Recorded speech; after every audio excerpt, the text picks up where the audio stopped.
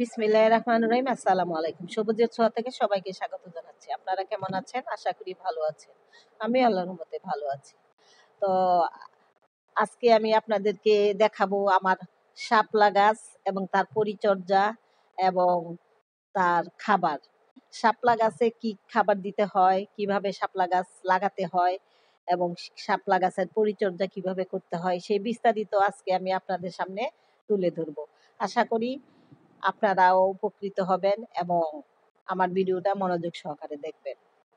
তো প্রথমে যখন শাপলা গাছটা বসাবেন, প্রথমে আপনারা যে মাটিটা তৈরি করবেন সেই মাটিটার মধ্যে কিছু ভার্মি কম্পোস্ট বা আপনার নিজের তৈরি কম্পোস্ট আর একটু শক্ত আঠালো মাটি, এঁটেল মাটি, এগুলো একসাথে মাখিয়ে তারপরে একটা ছোট পাত্রের মধ্যে এটাকে মানে ভিজা ভিজা কাদা কাদা করে এই মাটিটাকে রেডি করে তারপর এই শাপলা গাছের শিকড়টা মাটিতে পুঁতে দিবেন।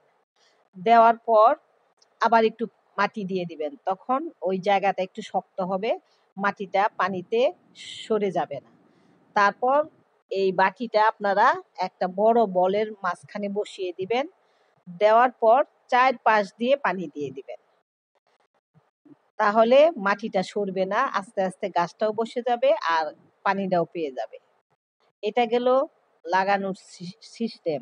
তারপরে এটাতে খাবার মাঝে মাঝে আপনারা কি করবেন, ওই যদি বার্মি কম্পোস্ট দিতে পারেন, ওই যে বাটিটা তুলে তারপরে সেই বাটিটা যে মাটিটা সেই বাটিটাতে মাটিটা মিক্স করে খাবারটা দিয়ে দিবেন।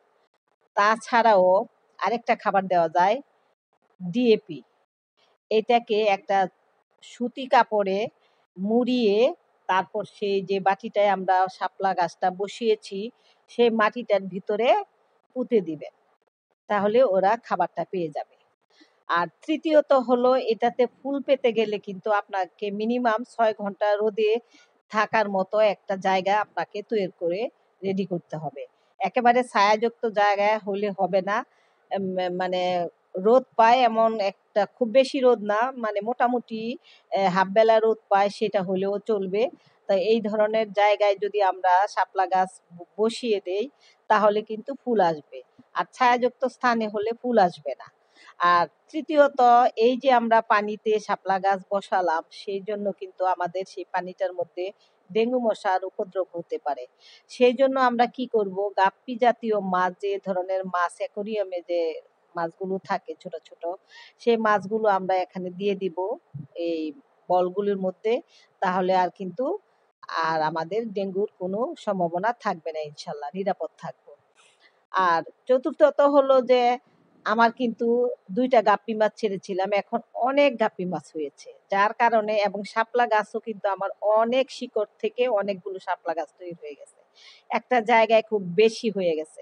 সেই জন্য আমি এটাকে ভাগ ভাগ করে ৩টা জারের মধ্যে আলাদা আলাদা করে আমি এটাকে সরিয়ে রিপুট করে দিলাম এবং সেম ওইভাবেই মাটিটা কিন্তু তৈরি করে দিলাম এবং এই বলের মাঝখানে আরেকটা ছোট একটা বল ঢুকিয়ে দিয়ে ওইটার ভিতরে শাপলা গাছটা বসালাম।